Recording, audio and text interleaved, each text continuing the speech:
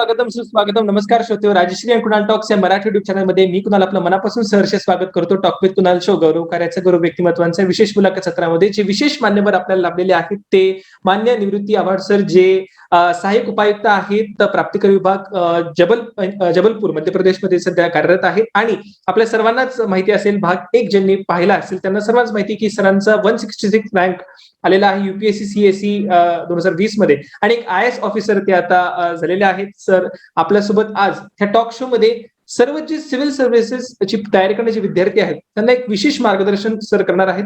अनेक प्रश्न आम्हाला येत होते आणि त्यामुळेच आम्ही विशेष भाग शूट करण्याचा निर्णय घेतला आणि हा विशेष भागामध्ये सर आपल्याला मार्गदर्शन करणार आहेत. सर स्वागत आहे आपलं या टॉक शो मध्ये. धन्यवाद. सर माझा पहिला प्रश्न आपल्याला असेल की युपीएससी ह्या जर्नीमध्ये अगदी डे वन पासून तयारी करणाऱ्या विद्यार्थ्याला मार्गदर्शन कसं होईल त्या दृष्टिकोनातून आपण मार्गदर्शन करा. अगदीच म्हणजे असं सांगतात की तुम्ही प्रिलिमच्या पहिले मेन्सला तयार असणं गरजेचं आहे, तुमची आन्सर रायटिंग प्रॅक्टिस झाली पाहिजे. तर या सर्वच तुम्ही मार्गदर्शन करा. पण पहिला माझा प्रश्न असेल की युपीएससी ची तयारीला कशी सुरुवात करा, काय सांगा?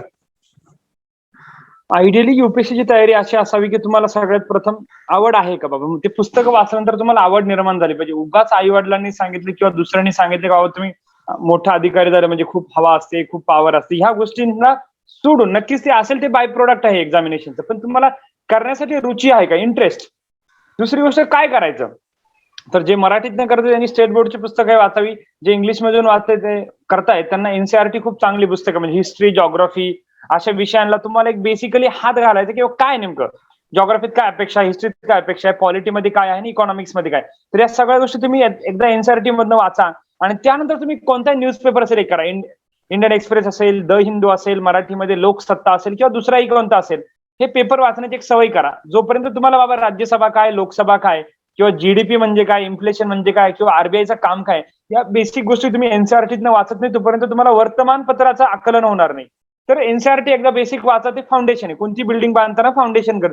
एकदा तुमचा पाया चांगला झाला की तुम्ही पेपर वाचा आणि प्रत्येक विषयासाठी एक स्टँडर्ड बुक आहे. जसं म्हणजे मॉडर्न इंडियासाठी स्पेक्ट्रम असेल, जॉग्राफीसाठी जीसी लिऑंग असेल, पॉलिटिक्ससाठी लक्ष्मीकांत असेल, एन्व्हायरमेंटसाठी शंकर आयचं बुक असेल, इकॉनॉमिक्ससाठी श्रीराम आयच्या नोट्स असेल किंवा अनेक बुक्स असतील. हे तुम्हाला कळतात कधी, जर तुमचं एनसीआरटी चांगला आणि तुम्हाला वर्तमानपत्र लिंक करता येतं. हे झाल्यानंतर तुम्ही मेन्सकडे वळा. याच प्रोसेसमध्ये तुम्हाला जो विषय चांगला आवडतो, सोशलॉजी आवडेल, पॉलिटिकल सायन्स आवडेल, पबॅड आवडेल, त्यानुसारच तुम्ही ठरवा की बाबा कशात इंटरेस्ट आहेत, ऑप्शनल काय निवडायचंय. तुम्हाला स्वतःला एक 5-6 महिने स्वतःला प्रोसेसमध्ये डुबवा. जसं आपण गणपती बाप्पाला पाण्यामध्ये बुडवतो तसं तुम्ही स्वतःला या पुस्तकांमध्ये बुडवा आणि त्यानंतर कळतं की अरे आपण खरंच कोणतं ऑप्शन आपल्याला आवडेल. कारण ऑप्शनल म्हणजे खूप महत्वाची गोष्ट आहे. Optional can make or break it असा टाईपचा आहे ऑप्शनल. तर त्याच्यामुळे खूप चांगला ज्युडिशियसली काळजीपूर्वक निर्णय घ्यायचा आहे ऑप्शन निवडण्याचा आणि पूर्ण प्रोसेसमध्ये मला वाटतं टप्प्याटप्प्याने जा. खूप लोक म्हणतात सर आन्सर रायटिंगच वीक आहे. पहिल्या दिवशी तुम्ही आन्सर रायटिंग का सुरू करायची, एक हळूहळू मजा घ्यायची ना त्या प्रोसेसमध्ये. का एनसीआरटी वाचले, न्यूजपेपर कळायला लागला, स्टँडर्ड बुक वाचले, त्यानंतर मेन्सच्या सिलेबसच्या प्रत्येक पॉईंटला बाबा काय केस स्टडी, जसं तुम्ही जसं बोललं बाबा महिला बचत गट, तसा एक टॉपिक पण आहे युपीएससी मध्ये एसएचजी, सेल्फ हेल्प ग्रुप. तर सेल्फ हेल्प ग्रुप म्हणजे काय बाबा, अर्धा महिला एक समाज सेम सोशिओ इकॉनॉमिक बॅकग्राऊंडला बिलॉंग करतात, ते एक हॅबिट ऑफ कल्चर, एक कल्चर क्रिएट करतात, सेव्हिंग्स क्रिएट करतील, एक प्रोडक्ट स्वतः विकायला शिकतील. हे म्हणजे एसएचजी. त्याला तुम्ही कसं शब्दात मांडायचं, पण तुम्ही मराठीत मांडा, इंग्लिशमध्ये मांडा, ते तुम्हाला कळलं पाहिजे. त्यानंतर मांडण्याची प्रक्रिया. तर मला वाटतं पहिले 1 वर्ष तुम्ही पूर्ण प्रोसेस समजून घ्या, सगळे रिसोर्सेस वाचा, त्यानंतर लिहायला सुरुवात करा. तर मला वाटतं की पूर्ण सगळ्याच लोकांचं, म्हणजे आमचे मित्र जे सिलेक्ट झालेत किंवा नाहीत, एक 18 महिने तुम्हाला युपीएससीचं पूर्ण सिलेबस सक्सेसफुली कंप्लीट करायला लिहिणे. कारण युपीएससी लिहिण्याची परीक्षा आपण ही विसरून जातो. 1750 मार्काची मुख्य परीक्षा, याच्या अर्थात कळतोय तुम्हाला का लिहिण्याची प्रॅक्टिस. त्यासाठी 1 वर्ष वाचा, खा पहिलं, नंतर रवंत करा. रवंत करणे म्हणजेच लिहा. रवंत करता करता लिहा बाबा, तुम्हाला 4 पॉईंट काय वाटतात, 4 पॉईंटचे विकनेसेस काय आहेत, ह्या सगळ्या गोष्टी तुम्हाला कळतील कधी, जोपर्यंत तुम्ही खात नाही. तर प्रॉपर चांगलं स्टडी मटेरियल वाचा आणि त्यानंतरच सुरू करा. तर अजिबात घाई करता प्रिपरेशन करू नका. ज्यांना अफोर्ड करू शकता जे लोक, ते कोचिंग पण लावू शकतात. पण कोचिंग पण पूर्णतः काही यशाचा मार्ग नाही. राजमार्ग कोचिंग मधूनच मिळतो असं नाहीये. बिना कोचिंगचा पण मिळतो, कधी वेळ लागू शकतो, पण स्वतः घडणे हे तुमच्या बॅकग्राऊंडवर डिपेंड आहे. असं एक फंडा नाही. There is no only way to be successful in this exam. तर मला वाटतं बेसिक टिप्स सगळ्यांनी फॉलो करायला पाहिजेत. नक्कीच सर. एक प्रश्न आपल्याला या ठिकाणी येतो आहे की कॉम्प्रिहेन्सिव्ह नोट्सचे एक मार्केटमध्ये आहे की कॉम्प्रिहेन्सिव्ह म्हणजे ते तेवढ्याच पुस्तक वाचावे, मग त्याच्याशिवाय बाहेर काही वाचू नये. तर मग याच्यामध्ये आपण काय मार्गदर्शन कराल, ही योग्य स्ट्रॅटेजी असू शकते का? कारण काही एक्सपर्ट्स असतात, 5 जणांचं उदाहरणार्थ एक्सपर्ट्स आहेत. त्यांनी संपूर्णच म्हणजे मागच्या 30-35 वर्षांचा त्यांचा अनुभव असताना त्यांनी एक कॉम्प्रिहेन्सिव्ह नोट्स तयार केले आहेत, की विच आर सफिशियंट. पण ही स्ट्रॅटेजी ठेवणं एक योग्य राहील का, की नाही? आपण काय मार्गदर्शन कराल? ते विषयावर डिपेंड आहे. पण मला वाटतं कोणत्याही नोट्स वाचण्यापूर्वी ते बॅकग्राऊंडचे जे बुक्स आहेत, बेसिक बुक्स, ज्या लोकांनी या 5 लोकांनी म्हणून तुम्ही जर म्हणताय नोट्स काढल्या, तर त्यांनी काहीतरी बुक्स वाचलेत. कधी-कधी असं होऊ शकतं, की तुमचं प्रिपरेशन तोकडं राहील. डायरेक्ट नोट्सवर डिपेंड असणे म्हणजे स्पून फीडिंग आणि स्वतः पुस्तक वाचून, त्या नोट्स वाचून परत तुमच्या स्वतःच्या नोट्स करणे म्हणजे ऍक्टिव्ह लर्निंग. आता तुम्हाला डिसाईड करायचं तुम्हाला कोणती पद्धत आवडते. काही लोक नोट्स वाचून पण पास होतात, त्यांचे तेवढे इंटेलिजन्स असते किंवा ग्रास्पिंग कॅपॅसिटी खूप चांगली असते. बट काही लोकांना कधी-कधी ते कळणारच नाही बाबा. तुम्हाला माहिती की हे एक्झाम मध्ये लिहिलं तुम्हाला 10 पैकी 10 पडणार आहे. अरे पण ते 10 पैकी 10 कळण्यासाठी तुम्हाला बॅकग्राऊंड पार्श्वभूमी तर माहित पाहिजे. बरोबर. हे खूप गरजेचं आहे मला वाटतं. जर तुम्हाला सर कळतंय की बाबा जगाचा इतिहास बदलला, फ्रेंच रिव्होल्युशन असेल, इंडस्ट्रियल रिव्होल्युशन असेल, रिनेसॉ एनलायटनमेंट. जर तुम्हाला म्हटलं बाबा डायरेक्ट जग कसं बदललं, पण तुम्हाला हे 4 इव्हेंटच जर डिटेलमध्ये माहित नसेल, तर तुम्ही त्याच्याबद्दल काय लिहिणार? नोट्समध्ये काय असेल, की याच्यामुळे हे चेंजेस झाले, पण ते का आलं? What was the reason for French revolution? What was the reason for industrial revolution? की what are the factors responsible for that? हे तुम्हाला जोपर्यंत कळत नाही, तोपर्यंत तुम्हाला तो पार्ट कळत नाही. तर मला वाटतं जर हळूहळू जर एन्जॉय केलं, तर प्रिपरेशन खूप भारी होईल आणि साऊंड प्रिपरेशन त्यालाच म्हणूया. अदरवाईज काय होईल, घाईघाईमध्ये सगळं वाचायचं, तुमचं फाउंडेशन कुठेतरी फ्रजाईल राहण्याचा धोका आहे आणि त्याच्यामुळे तुमची बिल्डिंग पण कधी पडू शकते. हे पण तुम्ही लक्षात घ्या. अगदी बरोबर सर. सर याच्यामध्ये एक महत्वाचं मला एक विचारायचं आहे, की कॉन्सेप्च्युअल क्लॅरिटी आणि कॉन्टेक्स्च्युअल क्लॅरिटी 2 वेगळे-वेगळे विषय आहेत. कॉन्सेप्च्युअल क्लॅरिटी जे कंटेंट बिल्डिंगसाठी लागतात आणि कॉन्टेक्स्च्युअल क्लॅरिटी हे तुमच्या आन्सर रायटिंगमध्ये अत्यंत महत्वाचं आहे. तर याचा समन्वय एकाच वेळेस मी अभ्यास करतोय, मी एक पान वाचतो आहे, तर दोन्हीची परिपूर्णता कसं होईल? काय सांगाल या संदर्भात? तुम्ही जे म्हणताय दोन्ही खूप महत्वाचे आणि खूप डीप मिनिंग असलेले शब्द आहेत. जर तुम्हाला जोपर्यंत कन्सेप्ट कळत नाही तोपर्यंत कॉन्टेक्स्ट कळायचा तर विषयच येत नाही. एकदा कन्सेप्ट कळल्यानंतर प्रश्न कसा बनवला जातो, प्रश्नाची डिमांड काय, त्याच्यासाठी तुम्हाला कॉन्टेक्स्चुअल क्लॅरिटी लागते. तर याच्यासाठी एक करू शकता, एक पुस्तक झालं किंवा एक चॅप्टर झाल्यानंतर युपीएससीचे प्रिव्हियस इयरचे क्वेश्चन बघा आणि ते क्वेश्चन आपण वाचलेलं कंटेंट कुठे वापरू शकतो हे बघण्याचा प्रयत्न करा. समजा तुम्हाला विचारावं एखादा गांधीजींचा प्रश्न, जर गांधीजी नसतेच तर भारताला कसं स्वातंत्र्य मिळालं असतं, किंवा what would have been the different way किंवा path of getting in freedom to India. तर कळतंय तुम्हाला, तुमच्यासाठी याच्यासाठी तुम्हाला कन्सेप्च्युअल क्लॅरिटी आलीच आली, पण कॉन्टेक्स्ट काय विचारते, तुम्हाला गांधींचं सगळं वर्क माहित पाहिजे. त्यासाठी मला वाटतं की तुम्ही प्रिव्हियस इयर क्वेश्चनचा छानपैकी एक स्क्रपुलस किंवा मेटिक्युलस अनालिसिस करा, की बाबा तुम्ही जे करताय कन्सेप्ट तुम्हाला कळताय, पण त्याचा खरंच युपीएससी मध्ये युज होतोय का? शेवटी ही एक्झाम एक्सपर्ट बनण्याची नाही, एक्झाम मध्ये तुम्हाला युटिलिटी पण महत्वाची आहे. तुम्ही जर पूर्ण पुस्तक वाचा तुम्हाला कळतं याच्यातनं फक्त 10 किंवा 20 मार्क भेटायचे, काय उपयोग आहे त्याचा बघा बरं. जर तुम्ही पुस्तक वाचत तुम्हाला कळतं अरे 6 ते 7 प्रश्न याच्यातनं पडणार आहे, मग ह्या तुम्हाला जर ज्युडिशियस बॅलन्स किंवा समन्वय साधला तर कन्सेप्च्युअल क्लॅरिटी आणि कॉन्टेक्स्चुअल क्लॅरिटी मला वाटतं आल्याशिवाय राहणार नाही. अगदी बरोबर सर. सर याच्यामध्ये अजून एक प्रश्न आपल्या एका विद्यार्थ्याचा सुद्धा येतो आहे. त्याचं असं म्हणणं आहे की कोचिंग संदर्भात ते विचारतायत, कारण तुम्ही गव्हर्नमेंट ऑफिशियल आहात, त्यामुळे तुम्ही हे मार्गदर्शन अजून चांगलं करू शकता. मला माहिती नाही, कारण तुम्ही आता पदावरती असताना. पण मी याच्यामध्ये विचारलं की कोचिंगचं किती महत्वाचा रोल आहे, किंवा मग कोचिंग गरजेचं आहे का? काय सांगाल या संदर्भात? कोचिंग गरजेचंच आहे असं मी कधीच म्हणणार नाही, पण कोचिंग जर अफोर्ड करू शकत असाल तर कोचिंगचे 2-4 फायदे नक्कीच आहेत. सगळेच फायदे असं नाही, काही तोटे पण आहेत, पण फायदे काय बाबा, तुम्हाला पटापटा गोष्टी कळतात, कमी वेळात तुमचं प्रिपरेशन होतं, कन्सेप्च्युअल क्लॅरिटी मिळते आणि तुमची एनर्जी इकडे तिकडे भटकते बघा. 3 तास तुम्ही कोचिंग करणार, 3 तासाचं रिवाइज करणार, तुमचं बऱ्यापैकी प्रिपरेशन सॉलिडिफाय होतं. तर जे लोक नक्कीच अफोर्ड करू शकता आणि एकदम इनिशियल फेज ऑफ प्रिपरेशनला जर तुम्ही कोचिंग लावली तर नक्कीच फायद्याची. पण नुसतं कोचिंगच तुम्हाला आयएस करेल किंवा कोचिंगमुळेच तुम्ही युपीएससी एक्झाम क्रॅक कराल, हा मग हे मिसकन्सेप्शन आहे, असं नाही. कोचिंग वाले पण हे सांगतात की बाबा आम्ही तुम्हाला हे देऊ, त्यानंतरची जी प्रोसेसिंग आहे तुम्हीच करायची, त्यानंतर येणार अनालिसिस. सेल्फ स्टडी संदर्भात काय सांगाल सर? त्यांचा हाच एक प्रश्न आहे की सेल्फ स्टडी त्यांना करायची आहे, तर पॉसिबल सेल्फ स्टडीना पण तुम्ही आयएस बनू शकता जर तुम्हाला त्या गोष्टी, कारण आजकाल युट्यूबवर इतके कंटेंट अवेलेबल आहे, तुम्हाला इतके अनालिसिस करून मिळतो.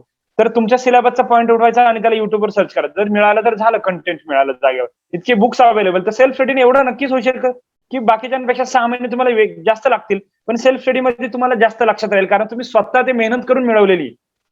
तर त्याचा पण नक्कीच फायदा मी सांगितलं ना, असं काहीच नाही की कोचिंगलाच होणार. कोचिंग लावलं तरी फायदा आहे, नाही लावलं तरी काही तोटा नाही, पण थोडा जास्त वेळ लागू शकतो, पण त्यामध्ये तुम्ही स्वतः घडाल. हे पण एक चांगली बाब आहे सेल्फ स्टडीमध्ये. अगदी बरोबर सर. सर माझा ह्याच्या पुढचा एक महत्त्वाचा प्रश्न आहे, की ऑप्शनल संदर्भात तुम्ही सांगितलत, की सुरुवातीला 2016च्या अटेम्प्टमध्ये तुम्ही सोशिओलॉजी तुमचा ऑप्शनल होता आणि त्यानंतर मग तुम्ही अँथ्रोपॉलॉजीला तुम्ही ऑप्ट केलत. तर सर एकंदरीतच 2 विषयांच्या ह्याच्यामध्ये कारण हे थोडं ट्रेंडिंग आहेत. कारण सोशिओलॉजीचं बघितलं तर थोडा सिलेबस कमी आहे, थोडा स्ट्रेस सिलेबस असतो आणि अँथ्रोपॉलॉजी सुद्धा बऱ्यापैकी आता ते टॉपर शुभम कुमार जी होते त्यांना सुद्धा अँथ्रोपॉलॉजी त्यांचा ऑप्शन होता. तर कशा पद्धतीने या दोन्ही विषयांचं तुम्ही अनालिसिस काय सांगाल आणि एकंदरीतच पुढच्या वाटचालीसाठी म्हणजे जे विद्यार्थी आता परीक्षा देणार आहेत त्यांना कशा पद्धतीने हे मदत करू शकतील काय सांगाल? ह्या 2 विषयांमध्ये ओव्हरलॅपिंग पण खूप आहेत, पण दोन्हींना अप्रोच करण्याचा जो पर्स्पेक्टिव्ह वेगळा आहे. सोशिओलॉजी बऱ्यापैकी डायनामिक आणि सब्जेक्टिव्ह सब्जेक्ट आहे. म्हणजे तुम्हाला ज्याला अनालिसिस करायला आवडतो त्याला सोशिओलॉजी खूप चांगलं आहे. सोशिओलॉजी म्हणजे पाठांतर कमी आहे. तर व्हेअर इन अँथ्रोपॉलॉजी थोडं ऑब्जेक्टिव्ह आहे, कारण जेनेटिक्स किंवा फिजिकल अँथ्रोपॉलॉजी, आर्किओलॉजी हे थोडे ऑब्जेक्टिव्ह पार्ट आहे. त्याच्यामुळे मार्किंग पण चांगली मिळते अँथ्रोपॉलॉजीमध्ये. पण थोडंसं रोट लर्निंगचा भाग आला. म्हणजे समजा निओलिथिक एरा असेल किंवा इंडस व्हॅली सिव्हिलायझेशन त्याच्या साइट्स तुम्हाला लक्षात ठेवाव्या लागतात. ती साईटचं एक्सकेव्हेशन कोणी केलं हे स्पेसिफिक डिटेल्स तुम्हाला अँसर करावं लागतं, असं सोशोत करावं लागत नाही. सोशो म्हणजे ज्याचं सोशल ऑब्झर्वेशन खूप चांगलं आहे आणि त्याला कोडिफाय करता येतं बाबा सोशिओलॉजिकल लँग्वेजमध्ये, त्याला सोशिओलॉजी खूप चांगला विषय आहे. ज्याला अँथ्रोपॉलॉजी थोडंसं पाठांतर आणि पण विषय थोडासा वास्ट आहे अँथ्रोपॉलॉजी बघायला गेलं तर it is a mix of heterogeneous subject बाबा. फिजिकल अँथ्रोपॉलॉजी वेगळं आहे, सोशो कल्चरल हे सोशिओलॉजी सारखं आहे, आर्किओलॉजी म्हणजे थोडंसं पाठांतर आहे, ट्रायबल इंडियाचा वेगळा पार्ट आहे, पण इंटरेस्टिंग आहे. दोन्ही सब्जेक्ट इक्वली इंटरेस्टिंग आहेत. तुम्हाला तुमचं ऍप्टिट्यूड बघायचे की काय बाबा. तुम्हाला जर एखादी गोष्ट बघून बघून लिहायला आवडते तर सोशिओलॉजी चांगलं आहे, पण एखादी गोष्ट तुमच्या पाठ करून लिहायला आवडते तर अँथ्रोपॉलॉजी चांगला. हाच माझा स्वतःचा अनुभव आहे. साधारणतः सर तुमच्या संपूर्ण प्रिपरेशनमध्ये तुमचं रुटीन कसं राहिलं? सध्या प्रत्येक विद्यार्थ्याला एक जाणून घ्यायचं असतं, की पहाटेपासूनच कसा दिवस सुरू व्हायचा आणि अगदी कधीपर्यंत तुम्ही अभ्यास करायचा काय सांगाल? हा म्हणजे मी आत्ताचं रुटीन माझं काही कामाचं नाही. जॉब मिळाल्यानंतर मी फार आळशी किंवा जसं वेळ मिळेल तसा अभ्यास करायचो. पण जेव्हा मी 16-17ला अभ्यास करायचो म्हणजे 16च्या अटेम्प्टला, तेव्हा कसं आहे, मी सकाळी उठणारा माणूस नसायचो. मग मला माहित होतं. मग मी रात्री अभ्यास करायचो. पण ती सगळ्यांना ऍडवायझेबल स्ट्रॅटेजी नाहीये. पण 8 ते 10 तास अभ्यास झाला पाहिजे आणि सिलेबस काय दिवसाला टार्गेट द्यायचं बाबा हे 4 चॅप्टर संपवायचे, सोशिओलॉजीचं हे करायचे, जीएस1चं एवढं संपवायचं. हे आपण स्वतःला मिनी टार्गेट करून मी अभ्यास करायचो. तर मला वाटतं फार नंबर ऑफ आवर्स किंवा नंबर ऑफ टेस्ट पेक्षा माझं एक असायचं की बाबा सिलेबस पूर्ण करणं आणि तो बी इफेक्टिव्हली. हे नेहमी मानस असायचं आणि टेस्ट सिरीज जॉईन करायचं मेन्सला. सोशिओलॉजीसाठी हे लावायचं, जीएस साठी हे करायचं, एसी साठी हे. तर मला वाटतं त्याचा नक्कीच फायदा होता. मी काय करायचो, जोपर्यंत खिशाला झळ लागत नाही तोपर्यंत मी डिसिप्लिन व्हायचं नाही. काही लोक जन्मतः खूप डिसिप्लिन असतात. तर तुम्हाला ठरवायचं, तुम्ही जर डिसिप्लिन असतात तर घरात बसून पण लिहू शकतात. पण माझ्या केसमध्ये मला ते प्रॉपर एक्झाम एन्व्हायरमेंटचा फील घ्यायचा असायचा आणि त्यामुळे मी टेस्ट सिरीज पण लावायचो. नक्कीच, नक्कीच सर. खूप सर आपण छान मार्गदर्शन UPSCच्या संपूर्ण जर्नीबद्दल सांगितलं. विद्यार्थ्यांना नक्कीच एक कुठे ना कुठेतरी मदत याच्यामध्ये होईल. अंतिम टप्प्यासंदर्भात एक शेवटचा प्रश्न आपल्याला विचारतो आणि त्यानंतर मग आपण पुढच्या प्रश्नाकडे जाऊ, की इंटरव्ह्यूचा एक अत्यंत महत्त्वाचा आहे. कारण मेन्स क्लिअर केल्यानंतर शेवटचा टप्पा एक सगळं त्याच्याकडे आस लावून बघितले असतात, की एवढं झालं की मग आपलं थोडंसं आपल्याला पुढे सोयीस्कर होऊ शकेल. तर ह्या टप्प्याची तयारी करत असताना कोणते पॉइंट्स लक्षात ठेवणं गरजेचं आहे? काय सांगाल? खूप राईट क्वेश्चन विचारलाय रॉंग माणसाला. तरी मला कधी इंटरव्ह्यूला मार्क नाही आले, पण मला रिझन माहिती का नाही आले. एक तर सर्वात तुम्ही स्वतःला खूप म्हणजे तुमचं टेम्परमेंट खूप का असं असावं की तुम्ही काल्म आणि कंपोज पर्सनॅलिटी असावी. तुम्ही डॅप मध्ये जे काय लिहिता त्या प्रत्येक गोष्टीबद्दल तुम्हाला माहिती असावी. तिसरी गोष्ट मला असं वाटतं की यार हळूहळू आहे पूर्ण प्रोसेसमध्ये right from day 1 of UPSC preparation मी स्वतःचं कम्युनिकेशन स्किल, आर्टिक्युलेशन स्किल, कारण मला खूप माहिती पण कधी कधी एक्सप्रेस करता येत नाही. मग काय होतं, ते इंटरव्ह्यूला कळणार आहे ना 30 मिनिटाच्या काळामध्ये तुम्हाला काय सांगायचे, तुम्हाला इफेक्टिव्हली मांडता पण आलं पाहिजे. आणि एक तुम्ही स्वतःच आताच बॅलन्स डेव्हलपमेंट जजमेंट डेव्हलप करायला सुरुवात करा. का तुम्ही इंडियन एक्सप्रेस असाल वेगळा पर्स्पेक्टिव्ह असेल, द हिंदू वाचाल वेगळा पर्स्पेक्टिव्ह असेल, पण ऍज अ ब्युरोक्रॅट तुम्ही एक गव्हर्नमेंट सिस्टम मध्ये काम करणार होतात आणि तुम्ही एक न्यूट्रॅलिटी, इम्पार्शालिटी आत्ताच डेव्हलप करायला सुरुवात करा. म्हणजे कसं तुम्ही बॅलन्स मांडू शकतात. आपण असं म्हणू शकत नाही की सगळे सिव्हिल सर्वंट भारी आहेत किंवा सगळेच पॉलिटिशियन खराब आहेत. असं स्टेटमेंट तुम्ही ब्युरोक्रॅट करत नाही, करायलाच नाही पाहिजे. तर ही तुम्हाला मॅच्युरिटी तुम्हाला मला वाटतं डे 1 पासून हळूहळू डेव्हलप झाली पाहिजे.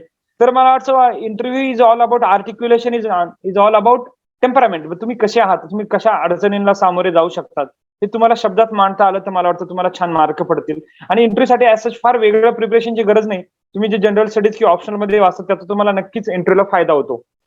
नक्कीच सर. सर त्याची आतुरतेने आम्हाला मी वाट पाहत असते प्रश्न शृंखलेमध्ये.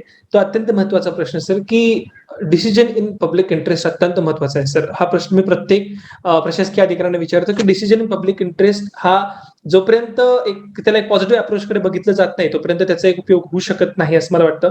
कारण एक प्रशासकीय अधिकाऱ्याच्या हातामध्ये ते सर्व ताकद असते आणि त्या ताकदीच्या उपयोगाने तो एक पॉझिटिव्ह निर्णय कायमच घेऊ शकत असतो. जर त्यांना ते तसं अपेक्षित आहेत तर मी तुम्हाला नक्कीच त्या ठिकाणी विचारेल, कारण तुम्ही अजून सेवेमध्ये जाणार आहात. पण आतापर्यंत या तुमच्या प्रवासामध्ये ॲज अन एक सहाय्यक उपायुक्त म्हणून कशा कशा संधी तुम्हाला मिळाल्यात सर, आणि आपल्या याच्याकडे काय मत आहे की डिसिजन इन पब्लिक इंटरेस्ट काय सांगाल?